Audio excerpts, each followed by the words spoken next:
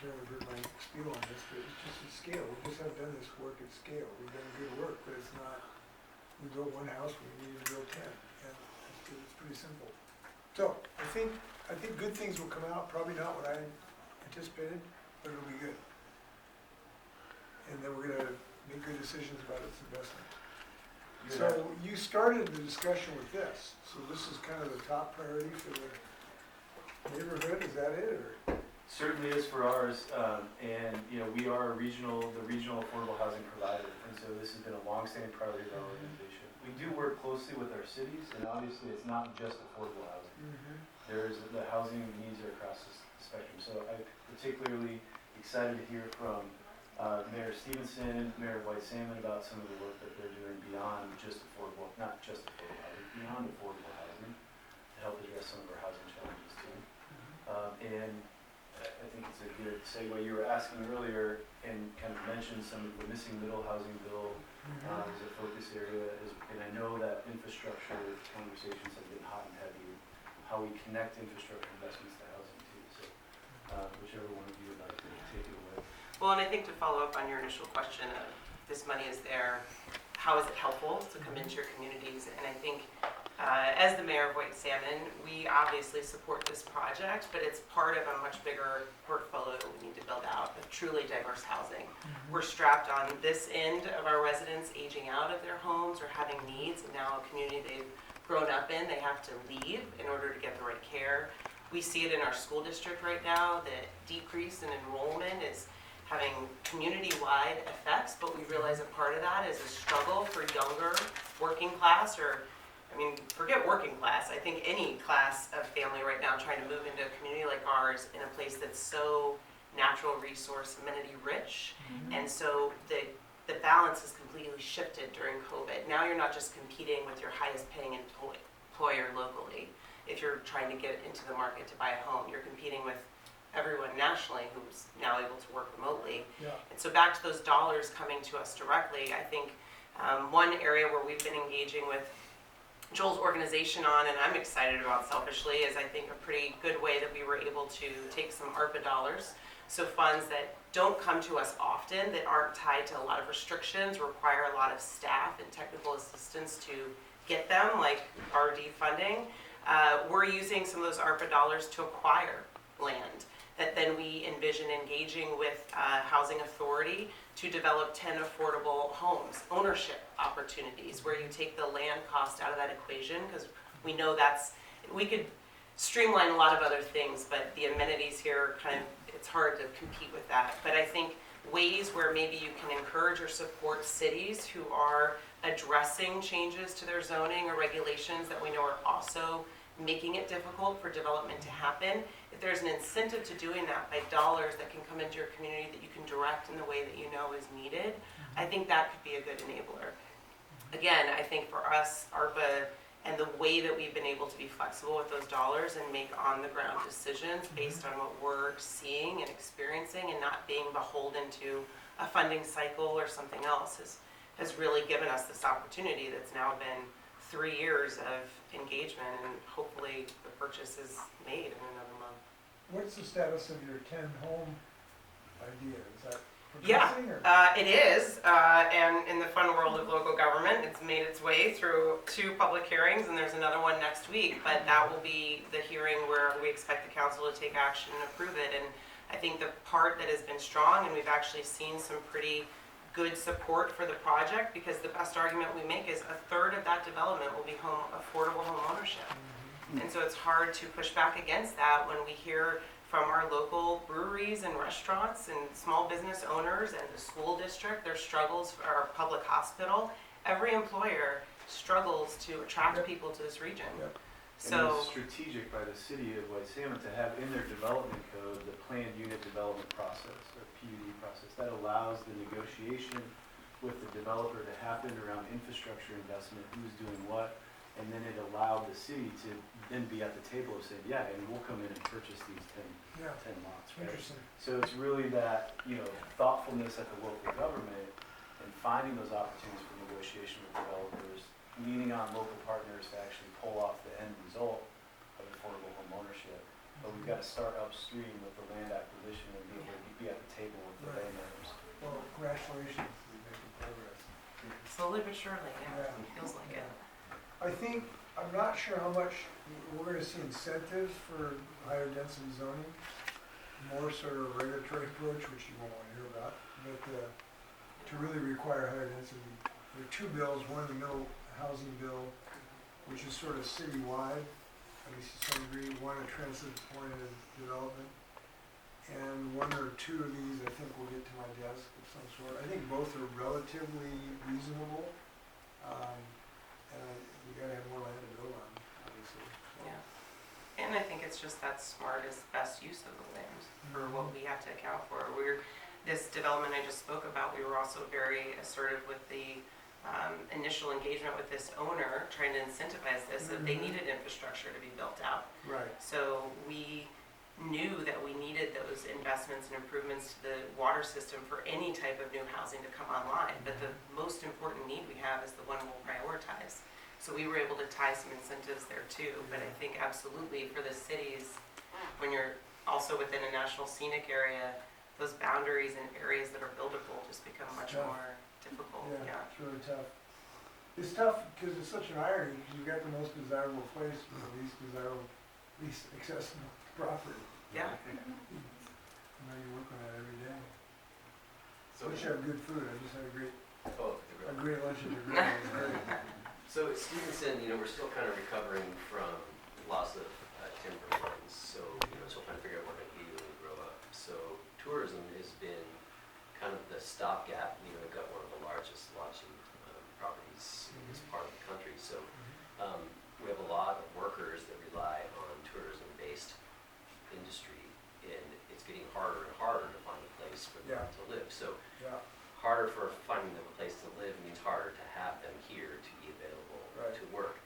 We also, as we were talking about earlier, this is one of the greatest places to live. We have people that drive through and they go, what a cute little town. yeah, And then they look around and say, I could live here. And so we have people coming in with new money, big money, and not only putting in big homes, but they're systematically driving up the Yeah. cost of new homes here. Yeah. So the gap between the new people and the existing, especially tourism-based employees, the gap is getting wider and wider and Yeah. wider. So when they need the most help, it's becoming harder and harder to help them. So I think that there's two aspects to this. There's the affordable housing and then the attainable housing. And I think that we've all been kind of, talking about the same thing, finding a way to get the land out of the equation, so that young or new homeowners have an opportunity to get a chip in the game and use that as a springboard to get into something else. There's some restrictions, infrastructure, and we've all been kind of talking about that too. We have, not all of our water customers are sewer customers, so about 80% are, the sewer, it accounts for 80% of the water users. So building out the infrastructure is kind of on us, but then if there's ways to find a way to pay for that infrastructure, then that would help with the development costs. I had a nice long meeting with my staff today, so we could talk about all these great things. Parking, we've been working very hard on reducing parking standards here. Obviously, you only have a finite amount of parking before, then what are you going to do if you don't ask for it? But we'll be working on reducing parking. We have already allowed ADUs in all zones that we have. great. Flexible planning unit development regulations. So give density bonuses if the developer will have affordable housing. So working on with the county so that we can work with our annexation policies, so that as we transition from county to city, that it's an easier transition. Is there an impediment for that process right now? Would you suggest any changes or not? The biggest challenge that we're coming up to now is that the infrastructure doesn't match. We had a small project that came to us that was looking for annexation because they wanted water. It'd be easier to subdivide it if there was water. But then it was like, well, what's in it for the city? Then we are obligated to provide plowing. We're obligated to provide. Right. And for two or three homes, it's out of reach. So that we have additional obligations. But there's 2 to provide all these services, but where's that money coming from? So it's really kind of a two-edged sword. It's like we want the development, and like we were talking about earlier, there's only so many places, we have a finite amount of area that we can grow into. Why would we turn away another opportunity to grow city limits? But there's still just that infrastructure and then, mismatching of zones, but that's Yeah.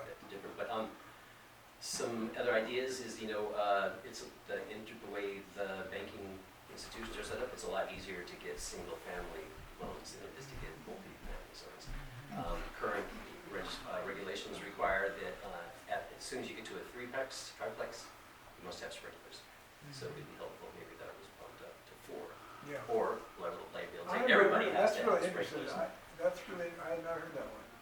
So, and then one that, when we were up for the mayor's exchange a couple months ago, one of the things that really kind of caught my attention is that because we have the lodge here and our hotel motel tax bucket of money that we get from the lodge is considerable. For a town our size, we're very fortunate to have that kind of resource available to us, but one of the restrictions is you can't use it to build affordable housing for workers, for hospitality workers.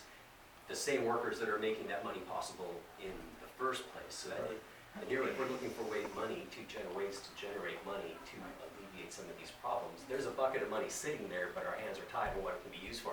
Find ways to increase tourism, but you can't use it to increase the infrastructure, the work base that's going to support this new tourism that you're allowed to spend money on. So, Well, you'll be comforted or bothered that this is the second time I've had this exact same conversation. The last time was with the mayor of Leavenworth. It's exactly the same situation. Hospitality industry can't find people, having to drive 60, 70 miles. And so Leavenworth has the Stevenson syndrome, and Stevenson has the Leavenworth syndrome, and we gotta help both. So it's top of my mind. That's why I'm trying to get this help big time. I'm glad you've been thinking about it. Obviously you've been thinking about these things, so that's good news. You have some creative ideas. thanks. Well, and here's the other part, is that, when we went around the room, open session at the mayor's exchange, we're not the only ones experiencing these problems, and then we've got, we had some representatives and a senator come in to talk to us, and we're like, how can we help? Same conversation we're having here. It's like, well, we identified the problem, we know what we need to do, but we have an empty toolbox. But what does that tool look like? I know we need a tool, but I'll notice it when I see it. So how do we, because we're all saying the same things, so how do we package this all together so that we can try to figure out the best path forward instead of everybody continuing to throw darts at a board? Or if we can have a bigger dart, bad analogy. But we're all experiencing the same issues. How can we collectively attack this? And then some help from the state level would be amazing. The other thing that has come up a couple times is GMA counties. We're not a GMA county. I am so glad you So there's some things like the county has decided that we don't want to be in the GMA, but there are some aspects of the GMA plan that if you're a GMA planning county that makes sense. So being able to get some money out of new homes for the school district or for the police department, and it's in the GMA you shall do these things, and in the city you can do these things if you want to, but it's a lot harder to get things done if we say, well, we're kind of obligated. There's a lot of things we're obligated to from coming down from the state level. But so short of cherry picking the cool things out of the GMA, if there's new ideas that come from the state level, remove that automatic part that GMA counties shall do this, and then don't worry about the rest. All cities will be doing these things because that's what we want. That's what we're here to help with. Not just, and I think it's just because it's part of the template that comes out, GMA counties. So we would love to see some easing, or at least some attention to the fact that we're not GMA. Yeah, having access to some of those tools that do exist for all the other counties, like impact fees or ways to be able to cover some of these costs that we know are needed would be critical. And I think too, we've been pushing this with our state delegation because it's a tough dynamic when you're cities like ours and you're the ones experiencing the growth. We know that White Salmon is going to get 45% of the new growth coming into all of Klickitat County. And so we feel that stressor, and yet it's a very different approach at the county level being completely resistant to considering GMA, whereas we're already doing all of this planning. We want GMA. We see the benefits, but we're only paying outward and doing all of the plans that also help us, but we can't access those tools, and it's really difficult. So I'm glad you. There are 3 incorporated communities in Clickitat County. White Salmon, Bingen, Goldenville. The rest is unincorporated, driven by county planning. Skamania County, there are 2 incorporated communities, Stevenson, North Bonneville. That dynamic of planning within our urban areas, right, within a national scenic area is so important. I often am reflecting like the challenges that our rural communities in the national scenic area and throughout the gorge experience rival that of urban areas as far as planning complexity goes, Right, but the resource isn't there. yeah. The capacity, local capacity to do that isn't there. And that's where I've appreciated as a developer, albeit, affordable housing developer, where communities like Stevenson and White Salmon are intentionally aligning comprehensive code with the development code, right? Allowing the various types of housing to be built within those urban areas that helps, create some diversity in the housing stock within the communities. That's been no small feat to find the budget dollars to do the planning efforts, to navigate the community conversations that come with that. I mean, that's all essential and takes local leadership to make happen. Yeah, and I think, one element that's been eye-opening too, because it has just been this perfect storm building, and then in recent years, further issues compounding this housing dynamic. But for small communities especially, I think for a long time, they've kind of been sitting ducks to a degree. And I mean that, especially as it relates to housing. White Salmon had a situation where probably 10 years ago, a mobile home development was closed and a new development came in, and that developer used the language people like to hear. Every hearing was talking about affordable housing, but a lot of our small communities weren't out in front on this issue. So we weren't holding a definition requirement or saying, as if you use affordable housing as your term, what's that AMI threshold that you're holding those units to? And so everyone was excited. It's a great community still. It's cottage infill. It's different types of housing, all the things we support. It was never affordable from day one. And now there are 1,100 square foot cottages that sell for $850,000 or more. That would have been a great community filled with young families that work at our brewery or work locally, and instead it's the exact opposite. And So what was we've been there spending before? a mobile home development. And so the last mobile home, well, we're down to 1 because the second, we had 3, lost that one 10 years ago, and then an eviction was already underway when I stepped into office, January of 2020, and then the pandemic hit, but none of those restrictions on any evictions stopped that process that was already unfolding. And so we actually really engaged our Latinx community. They're pretty well organized. It was one of our strongest, I think, Spanish-speaking communities, 20 years strong, and worked to change that mobile home zone code to allow for other types of housing and really say that this is a zone that is about diverse housing, not just mobile homes, but what else can we bring in?